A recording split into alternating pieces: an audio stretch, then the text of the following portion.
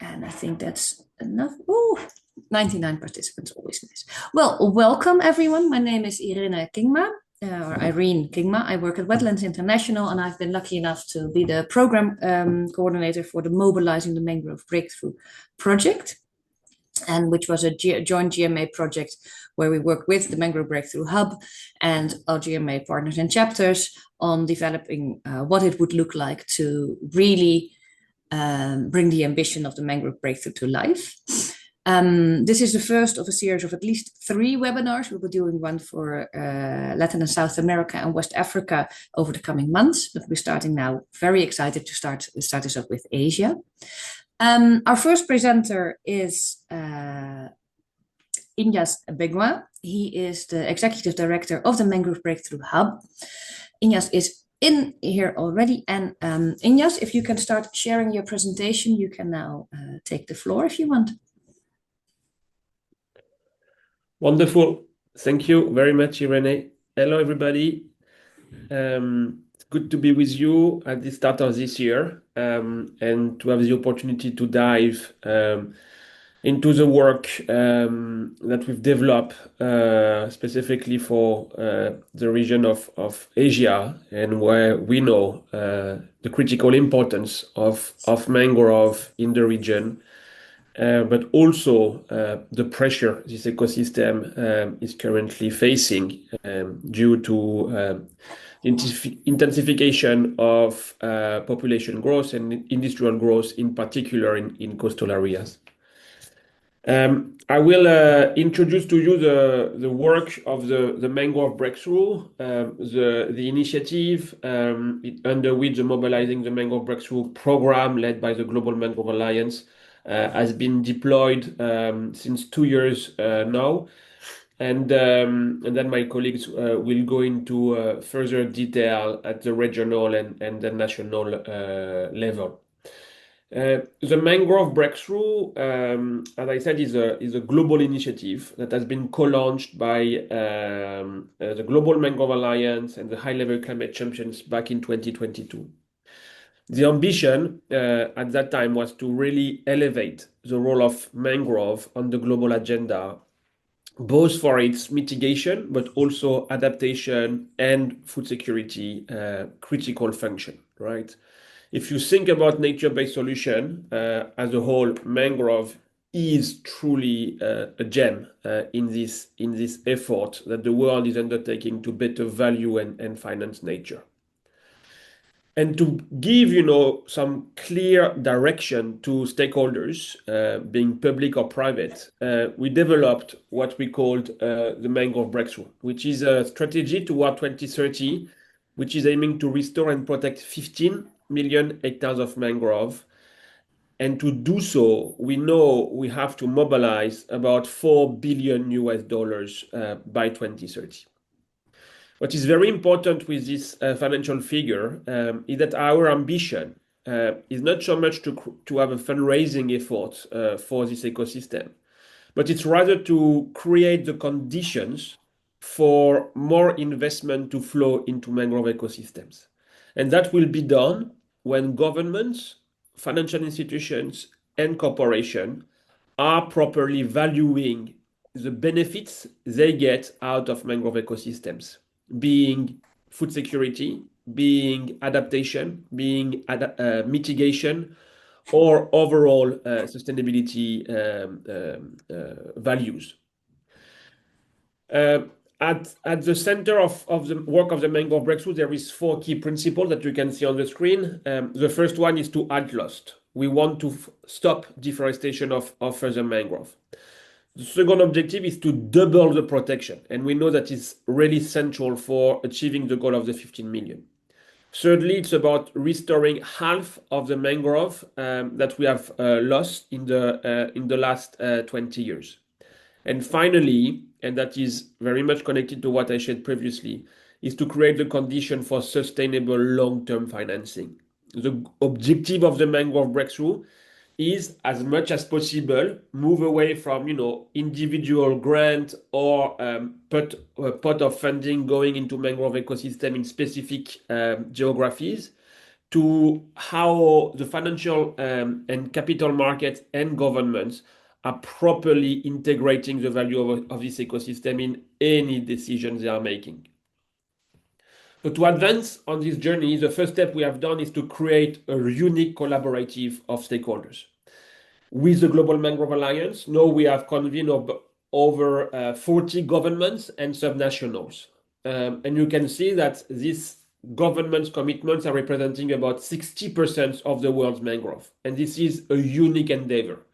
Governments are committed at the ministerial level into this initiative. So it's something that is, truly a strong signal for the market, for NGOs, for funders, that the countries endorsing the mangrove breakthrough are truly committed to the vision and to achieving the goal of the mangrove breakthrough.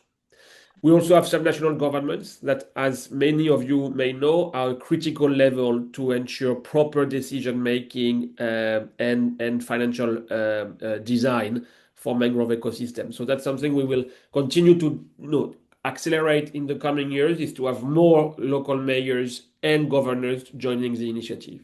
But from a government's perspective, we have reached a significant milestone, in particular 2 weeks ago when the government of Indonesia formally joined the initiative through the coordinating Ministry of Food. In addition to governments, we've brought in critical, non-state actors, as we can call them, which are NGOs, obviously, through the Global Mangrove Alliance, financial institutions, public, DFIs, private, commercial banks and asset managers, insurance, and also coalition that have been working on the mangrove ecosystems. And really with this, our ambition is to bring all the pieces of the puzzle that will be needed to achieve the goal of the mangrove breakthrough. Governments, NGOs, and financial institutions are all working together towards this joint effort. Here are some financial, funding partners that have been supporting the work for the last 2 years. Now, the Mangrove Breakthrough is organized around 3 key pillars of work. The first one is what I've presented earlier, is a transformative collaboration.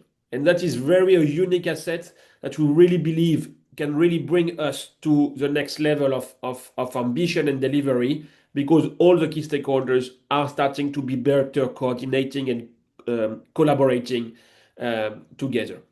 The second element of work is to build a so-called pipeline and bring a level of transparency and data, access to data, to both governments, financial institutions, and corporations. There is a lot of data and resources out there, but with our partnership with Restore, we are offering a unique one go-to platform where project, data, policies, and mapping will be all available in one place. And that is really a key enabler to achieve the goal of the mangrove breakthrough. And finally, you will have understood that at the center of our work, it's about shifting how the market is valuing mangrove. And to do that, we have developed a lot of resources, and we are doing in-country training for DFIs, financial institutions, and commercial banks and asset managers.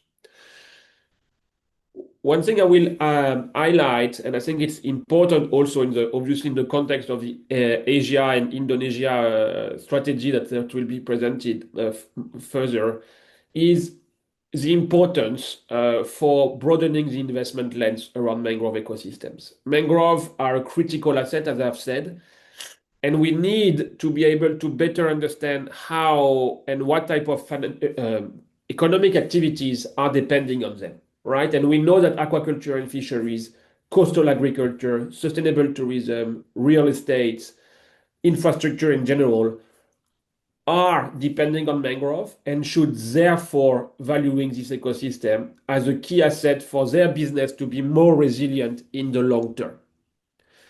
Obviously, another critical source of investment for mangrove ecosystem is the carbon market and the opportunities around blue carbon. But there are many others in which we can use, for instance, investment in coastal agriculture to positively benefit mangrove. Use investment in aquaculture or fisheries to positively impact mangrove, because these ecosystem are depending, sectors are depending on this ecosystem for their long-term performance. To bring a level of better, building capacity for financial institutions to understand why their investments are depending on mangrove, we have developed a set of what we call playbooks that are accessible online about what is a mangrove positive lending, what is a mangrove positive business, how can microfinance be leverage for mangrove positive investments. And for us, it's really about educating the market around the value of this ecosystem. We have partners from the World Economic Forum that have looked at the other hand of the investment journey, which are the corporates, right? And so together we are really creating a new value chain in a way, which is properly valuing mangrove ecosystem in any investments. This work has been co-designed with engagement across the globe with financial institutions in each of the countries you are seeing. And this year, we will go in Colombia, Brazil, Mexico, Indonesia, and the Philippines to train corporate financial institutions and governments around this vision on how to value mangrove in any public or financial or private investments. Here is a snapshot of the work we've done on pipeline. And that is really for me a critical piece, and I really encourage you to go on to Restore, and maybe my colleague Pauline can share the link, but this is really and will become the go-to place for project developers finding and identifying funding opportunities, tracking project overall, and how collectively are we delivering toward the mangrove breakthrough goals. Obviously, working with financial institutions is central, but these stakeholders, private sectors, need incentives and being reassured in a way that governments are, will put the right security and confidence for them to invest, right? It's about predictability. And so last year we worked a lot on, engaging with governments to include mangrove in their NDCs. We also believe that the ministerial engagement towards the mangrove breakthrough is another level where governments are sending this signal to reassure the market. And that's really another building blocks for making finance flowing at the right level. Here, that's what the colleagues will present in further detail, but it's basically what I've presented to you and the various building blocks. How do they translate at a regional level? And this deep dive analysis is really central to be able to better tailor the engagement with governments and financial institutions, because there is no single product that will work everywhere. There are each region of its specificities and opportunities. Sometimes it's more about aquaculture, agriculture, coastal development. There is sometimes big opportunities around blue carbon. So mapping this and mapping policies enabler have been a tremendous effort that will give, again, further sense of direction and confidence for stakeholders to invest more into this ecosystem. And that has been done, obviously, also at the national level, and colleagues will go in further detail. I will just wrap up by outlining this journey, right? And this is very much where we would like the ecosystem of stakeholders working on mangrove to move toward. There is a lot of opportunities across mangrove. Some of them are public, some of them are philanthropic grant, but we see more and more opportunities around aquaculture, agriculture, coastal infrastructure, blue carbon. And we want as many projects as possible to access the platform Restore in order for all the collectives to have access to data and for the market to be much more transparent, which is a central piece for opening a market. We are currently setting up what we call a catalytic finance facility, which will be able to invest early on into project and accelerating the creation of the conditions. And we believe that these different blocks will help more and more projects to access larger set of capital because private investors, being commercial banks, asset managers, insurance, will be able to identify the so-called pipeline, because there will be more projects accessing and reaching out to this institution within this project, valuing and protecting mangrove ecosystem. And that's for us very much the journey we want to see.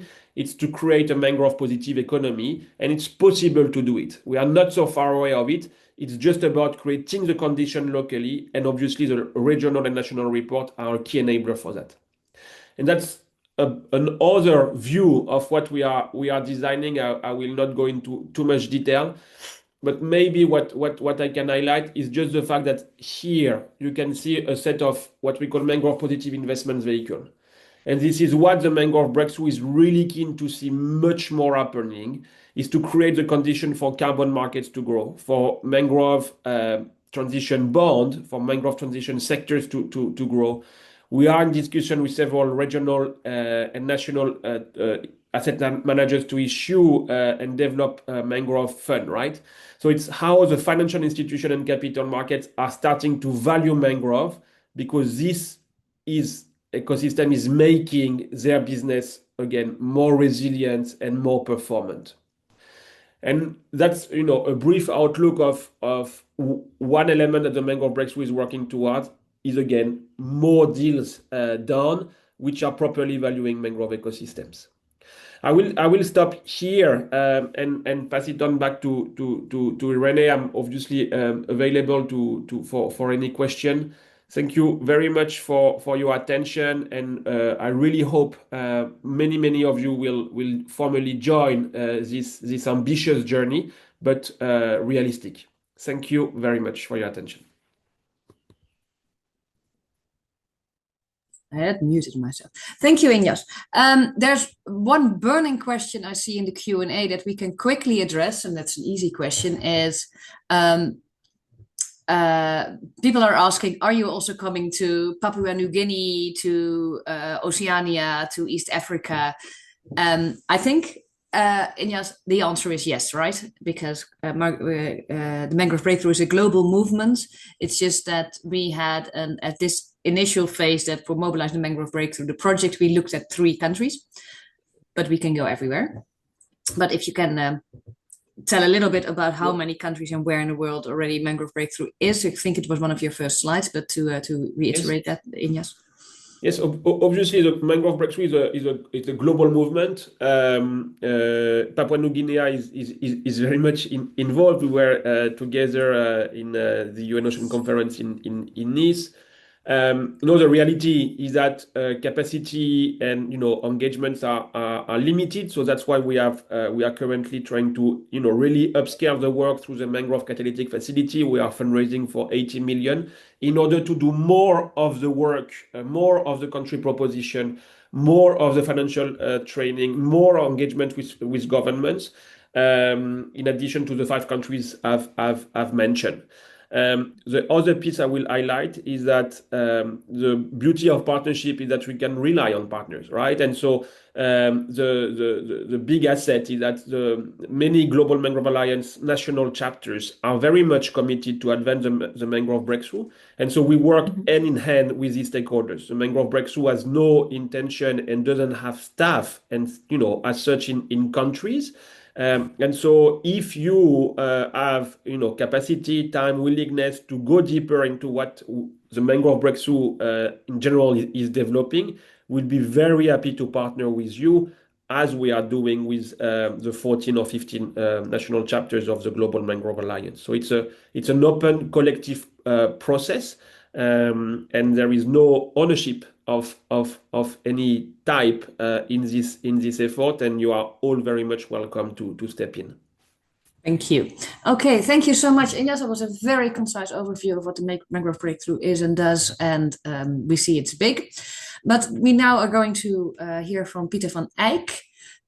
He's the team lead Deltas and Coast, program lead Deltas and Coast at Wetlands International, and he will tell us what this thinking about Mobilizing the Mangrove Breakthrough was when the idea started, I think already 3 years ago, and how that has progressed and where we are now. Over to you, Pieter. Thank you, Irene. And hello, everyone. What you've heard from Ignace is that we've set ourselves a very big and bold, ambitious global targets for mangroves. And we've built a quite impressive partnership of hundreds of different organizations from private sector, civil society, academia, and of course, government. And we've built out a financial architecture that we need to have in place to leverage that $4 billion that we feel we need in the coming years to drive this ambition. But as Ignace also mentioned, it all starts also with actually getting this ambition translated to the ground. If it's just a big goal that floats around in global meetings, it doesn't mean much. And this is why, with support of the Bezos Earth Fund and many other stakeholders, we've been working to create local plans for action and strategies that really identify for specific geographies, what does it take actually to drive this large-scale action on the ground? What kind of programs can we create to make a difference in the field? Some of this work, as Ignace mentioned, was led by partners from the finance sector who are really looking about the investment side of things and creating these investable propositions. But we've also brought a group of NGOs together to look a bit more from an NGO perspective at opportunities for driving action at scale. So members of the GMA, the Global Mangrove Alliance in different countries, set out to create these plans. And in doing so, they worked very closely with partners from the government, from national to local scales, as well as with the aforementioned partners of the private sector. Their work in creating those plans was very much rooted in the Mangrove Breakthrough financial roadmap that we created 2 years ago. This was a document that at a global scale assesses what are the key challenges for mangroves across the world and what could be the financial pathways to drive actions for mangroves so that we can address these challenges. But there was a realization that there was a need, aside from this high-level assessment, to do more granular mapping as well, to really dive into specific geographies, to map out what the issues are in those places, and to provide more guided information about action that could be taken. So we picked 3 geographies: the Americas, mostly Latin America, Asia, as well as West Africa, that represent most of the world's mangroves. And essentially, we started mapping out what's happening in these geographies to mangroves. What are the threats? What are the opportunities? What is already happening? What stakeholders are working on mangrove conservation and restoration and sustainable development? And what is the policy context in these countries? And the idea was that by getting that information to the table, we would provide more guided information for the investment community, for donors, but also for policymakers and practitioners to help shape their strategies in those specific regions for mangrove action.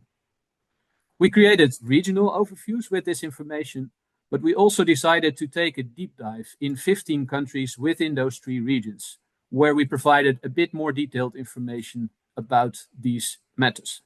And these 15 countries we selected based on their relevance as mangrove countries in terms of their cover and their level of threat. But we also assessed whether there was already a little bit of an enabling environment in terms of policy, government willingness, active NGOs in place that we could build on in order to drive action at scale. We took a 2-pronged approach. On one hand, we want to have standardized metrics to make this assessment, and we used the data sets of the Global Mangrove Watch platform that we created a few years ago to provide this information. So that's the high-level information about status of mangroves, trends in their health and in their cover, etc. But we also felt we needed to enrich that with information, insights from the field. So we brought together a group of around 50 authors from these 3 regions that together added very valuable, locally based insight about what is really happening to mangroves in these regions or what needs to happen.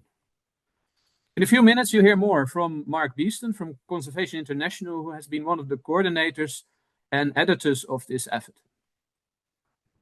But then, beyond developing a strategic outlook for mangrove action, we also felt that business as usual in terms of implementing projects on the ground is not enough to achieve the goals of the breakthrough. We felt a need to develop what we call truly transformative programs, where multiple partners pool their knowledge so that together on the basis of that collective experience and work, these partners could work together to drive action for mangroves at scale. And as Ignace also managed to leverage the finance needed to scale up best practice approaches to conservation, restoration, and sustainable livelihoods and economic development. So in the 3 regions where we did our regional reports, we picked 3 countries which we felt could be priority countries to develop these large, what we call country propositions for Indonesia, Guinea-Bissau, and Mexico. And a country proposition, in short, is a program with a longer term 5 to 10 years outlook, with a large budget volume, let's say at least 25 millions and more, that really brings together the resources to drive action at scale and make a very big leap forwards towards achieving the goals of the mangrove breakthrough in a given country. So we worked on those propositions through the GMA, the Global Mangrove Alliance. So the local membership in a given country has been driving a very participative process to get ideas together in terms of what is needed to achieve impact at scale for mangroves in their country. The idea is that with those mangrove propositions available, we can invite the global funder community to pull together their resources and effectively connect their funding to the local implementing organizations on the ground that are best placed to deliver action for mangroves. But what does it take to develop a transformative program? We didn't want each of those countries to invent the wheel on their own. So instead, we decided to create a global shared approach to developing a generalized theory of change for achieving impact for mangroves. So from all the different countries that we worked in, we collected and created an assessment of what is really holding us back to reaching scale for mangroves. And it was quite clear that there were a bunch of common denominators that we see across all the different countries that we are working in. In many places, collaboration between different sectors and stakeholders is lacking. So we're not learning from each other and pooling our knowledge and skills. There's gaps in knowledge locally, and there's also a gap in the language that is spoken by the local implementing agents, for example, and the funders that operate at the global scale. There was in all the countries space for improving policy frameworks to enable and stimulate action for mangroves and put in place safeguards to get them protected. And importantly, a remaining funding gap that needs to be addressed if we want to leverage impact for mangroves. So if you look at those common threats and barriers to effective actions, you can flip them around and create kind of a common approach, a theory of change towards addressing these issues.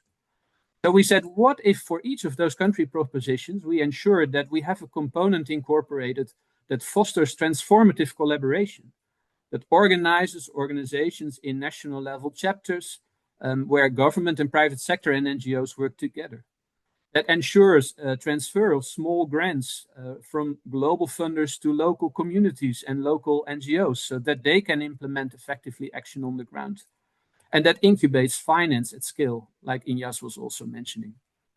If that community in place, we can then create an enabling environment for managing mangroves by exchanging knowledge, by building capacities and filling gaps in information, and by supporting policies and plans. And if that enabling environment in place, then of course it becomes much more easy to drive action on the ground in selected target landscape, to do the restoration, to do the conservation, and work on sustainable livelihood and economic activities. So we created a standardized work structure where these steps of our theory of change are kind of converted into work packages. And while each of those work packages will be similar between the countries for which we develop the propositions, it's clear that, of course, each work package in each country is unique and completely tailored to the local context. So there's work packages that build a partnership, create policy dialogue, develop knowledge, and then together support the implementation of activities in selected landscapes on the ground. We also included an investment incubator, very much in line with what Ignace was explaining, so that beyond the grant funding that we are trying to secure for these propositions, we can leverage funding at scale in the longer term so that resources remain available. In a few minutes, we will be hearing from our colleague Apri from Indonesia to hear a bit more about how they have been shaping their country proposition for Indonesia.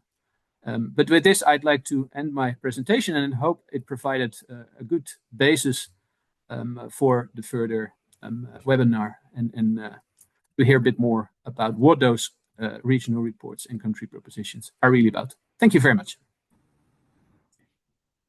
Thank you, Pieter. I see, again, more questions in the chat. We'll try to address them at the end of the webinar. But again, I think we can already commit to sending to all the participants a little bit more information on what it will take to join the Mangrove Breakthrough. The quick answer is just your intent. It's all about also what you can bring to the table. This is a two-way street. But to not keep us any longer, because we're a little bit running out over time, I'm going to hand over to Mark Beeston. I'm going to say, Susanna, who's the host of this meeting, can you share your screen and have Mark's slides on? So Mark can be highlighted and yes, there we go. Okay, Mark Beeston is a technical director for blue carbon at Conservation International. And as Pieter said, he has led the development of the Regional Readiness Reports for this, for Mobilizing the Mangrove Breakthrough. So over to you, Mark. Thank you very much. And we can jump right in. Can we hop to the next slide, please?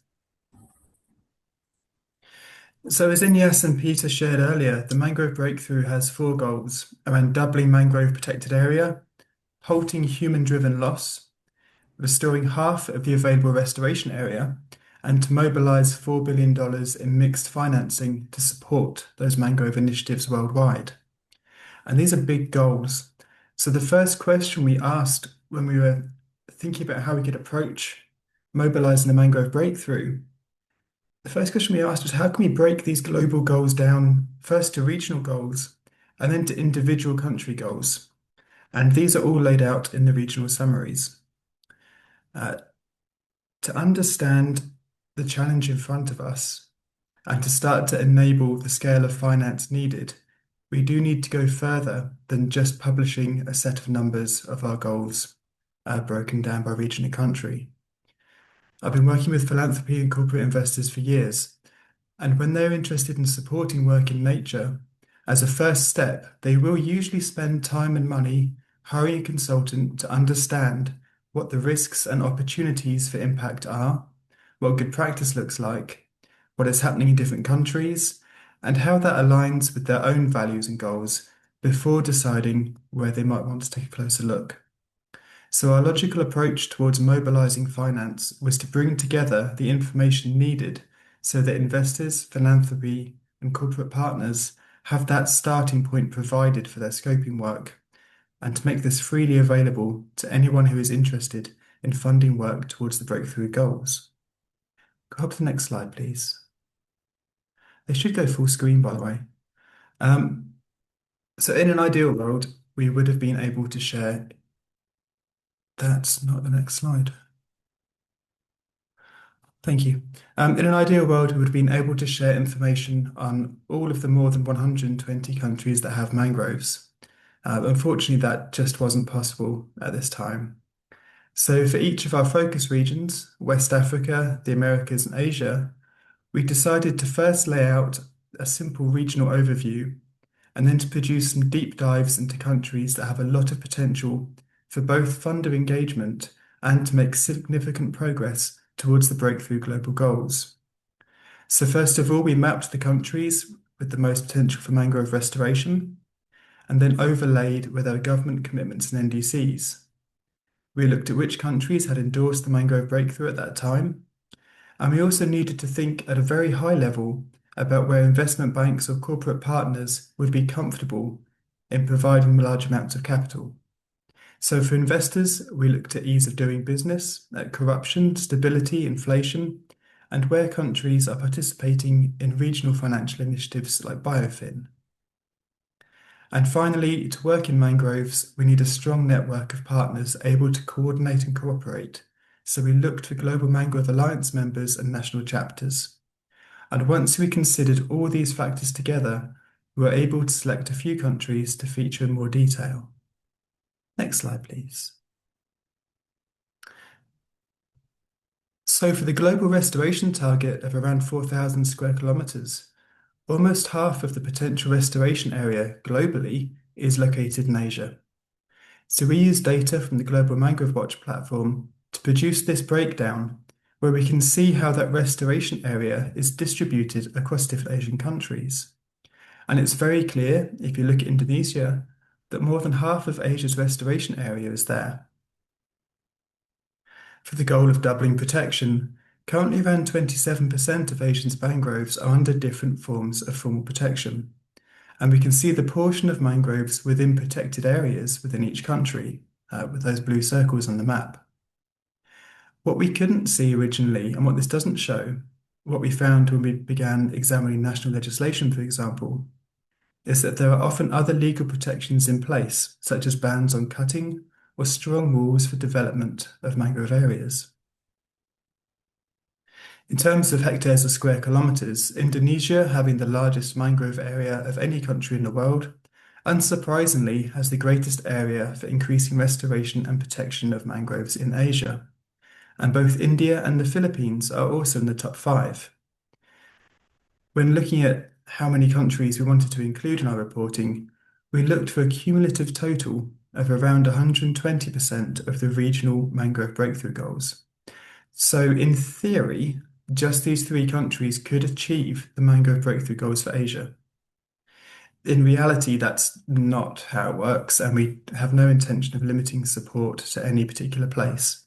We just needed a way to decide how many countries we should take a closer look at. For halting loss, there's no practical way of adding that to this map, but it is laid out in the regional report itself and is also accessible within the Global Mangrove Watch platform. And although loss rates across Asia have historically been high, driven primarily by global demand for shrimp and palm oil, aside from a blip when the pandemic occurred, the annual rate of mangrove loss is already decreasing in most Asian countries. And just a quick note that observant viewers will notice that Myanmar comes second in both restoration and conservation potential here. I just want to address that at the time we conducted this analysis, there was a lot happening in Myanmar, which meant that most funders would not at that time consider financing mangrove work there. Myanmar also has the highest amount of mangrove deforestation alerts over the last 2 years. And so although we didn't write about Myanmar in the country summaries for part of this project, within the Global Mangrove Alliance, we have been actively looking for opportunities to fund mangrove community projects that would otherwise find it difficult to access funding. So while we haven't written about Myanmar here, we are certainly not ignoring it. On to the next slide, please. Within the regional report for Asia, we also map where countries have mentioned mangroves for adaptation or mitigation targets in their NDCs, or which reference blue carbon, either for inclusion in national greenhouse gas inventories as a mitigation outcome or as a potential source of finance. And this is important as where there are national targets set by the government, that tells us there will be policy either already in place or in development to support those targets. It indicates there will be national plans and opportunities for financial support and implementation projects to align with and support progress towards national targets. And we can see at a glance, the level of ambition across Asia is very high. And updated NDCs are still being published now, so this ambition has only been increasing since this map was produced. On to the next slide, please. So I mentioned earlier, for investors, we looked at ease of doing business, corruption, stability, inflation, GDP growth as indicators of where capital could be easily deployed, or where there may be more risk. And then we were able to stack those finance enablers to create this visual presenting Asian countries side by side.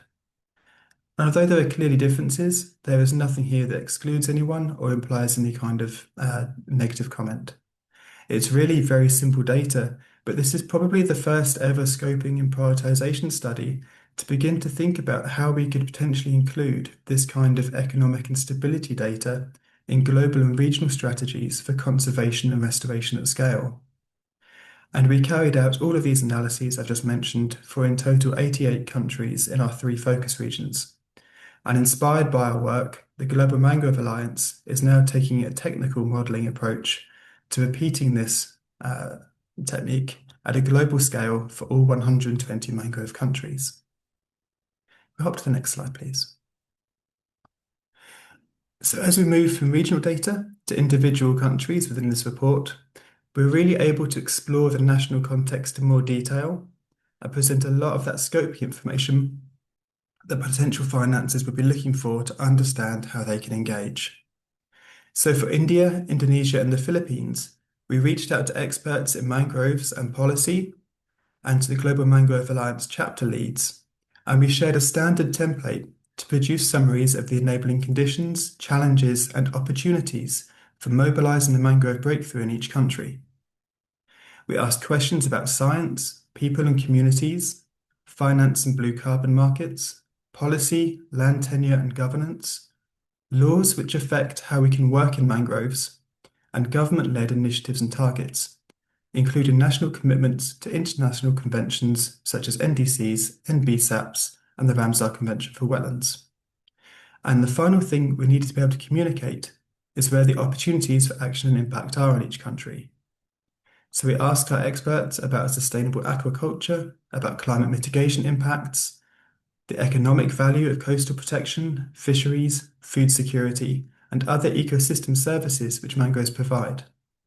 And in Indonesia, for example, healthy stands of mangroves provide more economic value per hectare to local and national economies than clearing them for conversion to agriculture or aquaculture would. And finally, we also wanted to know where there is data available about mangrove biodiversity, not just the trees and plants, but the marine life, bird life, and terrestrial life they support, and where there may be endangered species or species of special conservation interest. And one thing which has been constant across all the countries we have looked at in Asia is that governments and NGOs both have a strong ambition to protect, restore, and rehabilitate mangroves. Mangroves and blue carbon are well represented in NDCs, NBSAPs, greenhouse gas inventories, and this is still improving. But Asia does have some unique challenges, which we explore in more detail in these reports.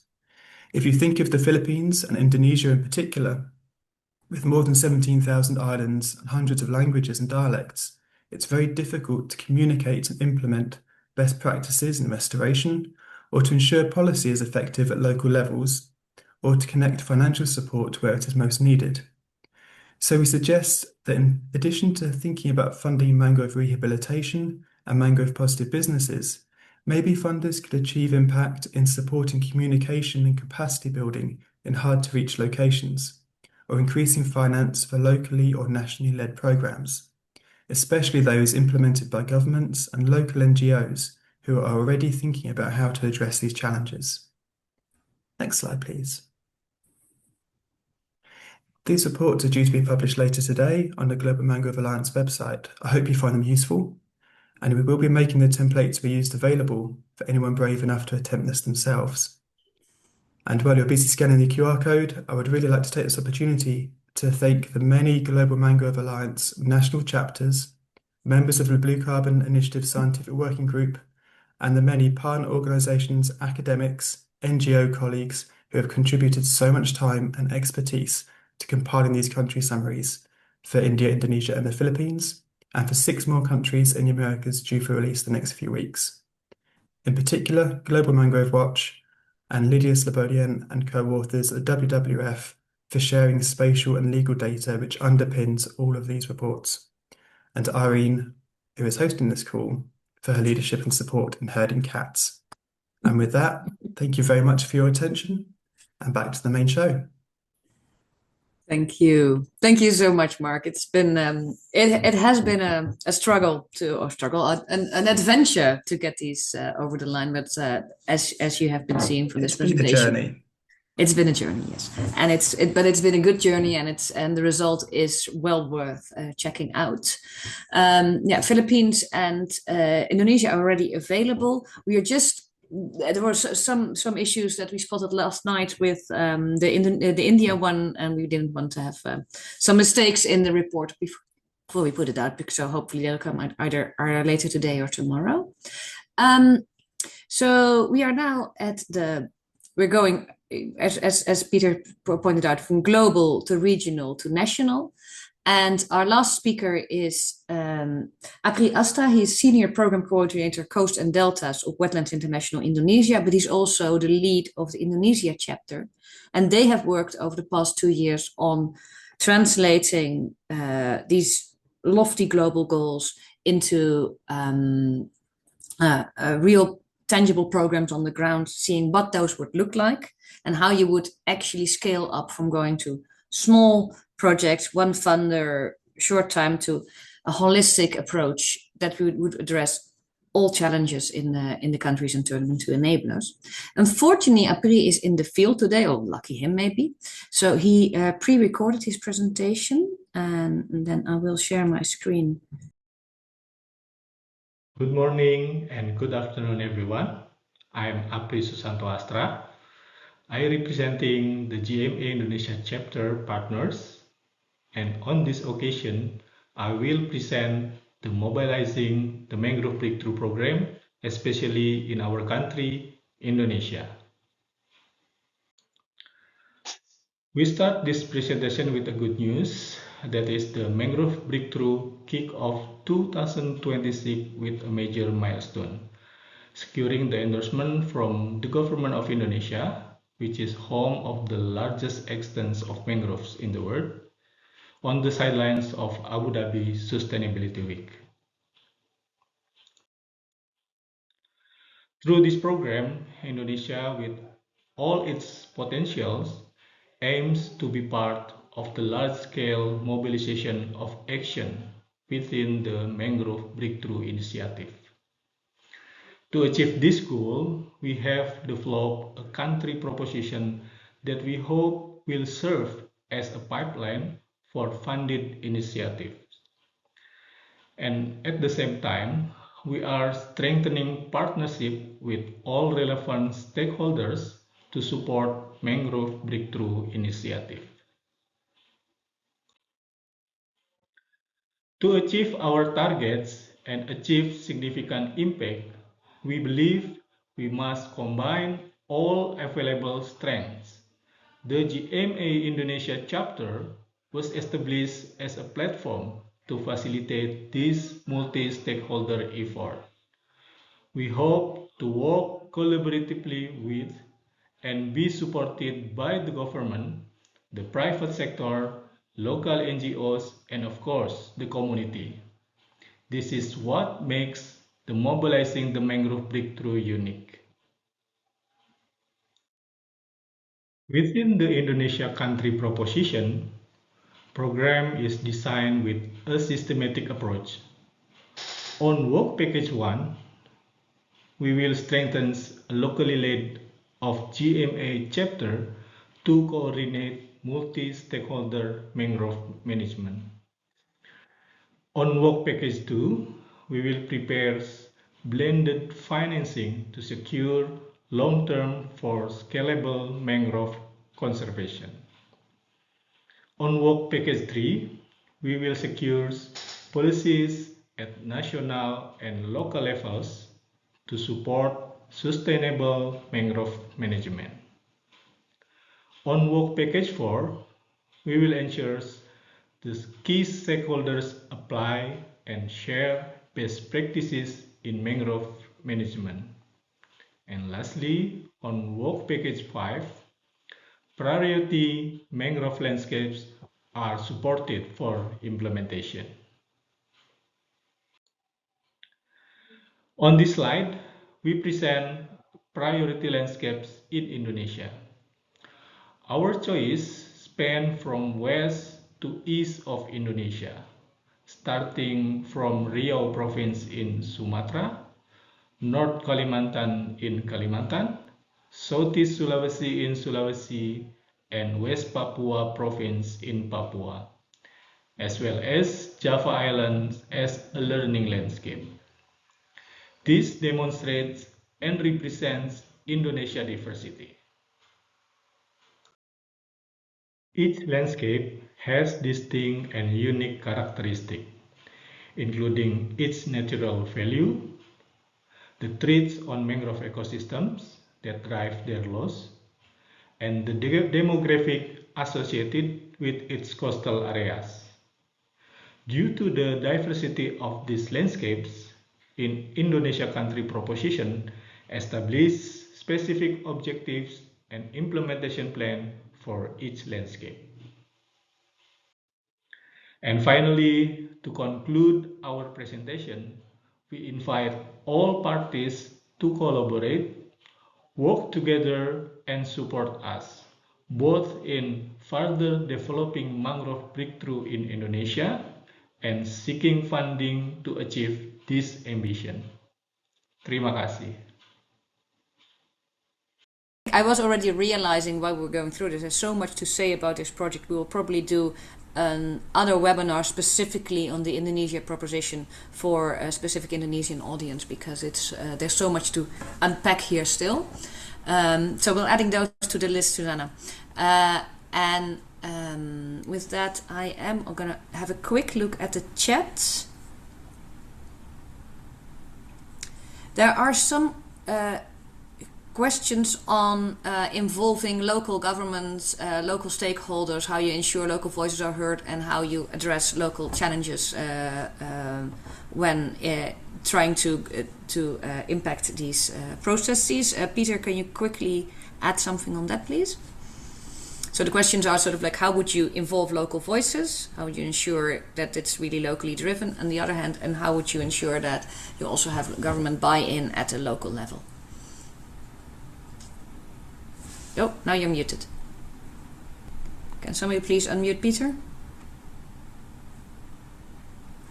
Well, I can add to that because I also noticed, but it's sort of nicer to have Pieter talk about it. So how we, in developing these country propositions, a lot of time went into these landscape elements where we really looked into who's in these landscapes, who's working together there already, how can we look at what the exact challenges are and how can we address them, so we can really make sure that whatever we're translating from lofty global ambitions has a relevance on the ground. So in some areas, like we're also working in Guinea-Bissau in West Africa, it's all about food security. It's 95% agriculture-based society still. So that's how people make their livelihoods. That's where they are.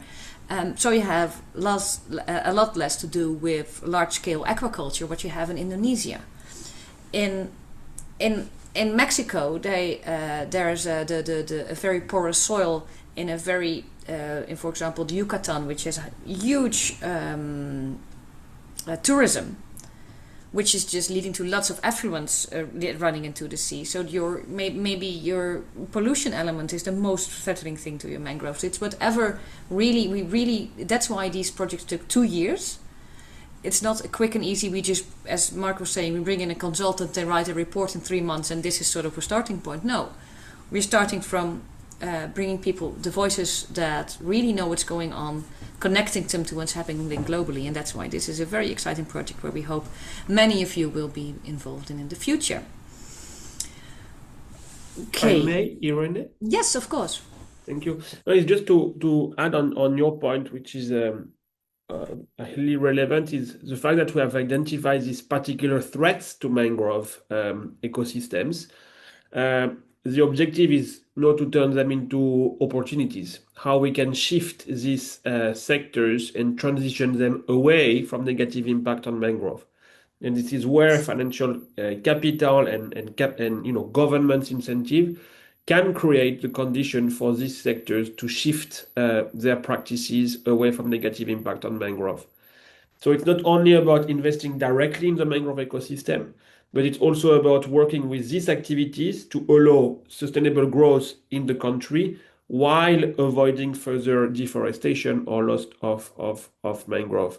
And this analysis is giving very clear sense of priorities and guidance both to governments and investors on what are the levers they can use.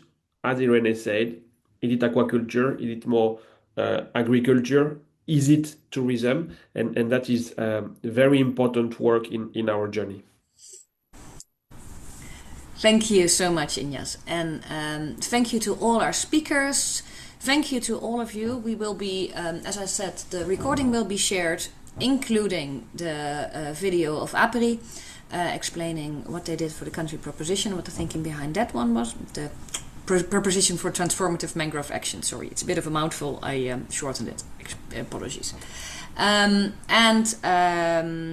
will also be sharing links to all the documents that Mark presented, and we will be also informing you about future webinars that we'll be hosting on our other projects. Thank you so much. Thank you so much for the interpreters. It's always great if we can add this, and we will look at the Q&A and try to address those as well in our mailing going out. With that, I will end this webinar, and I will hopefully be in touch with many of you in the future.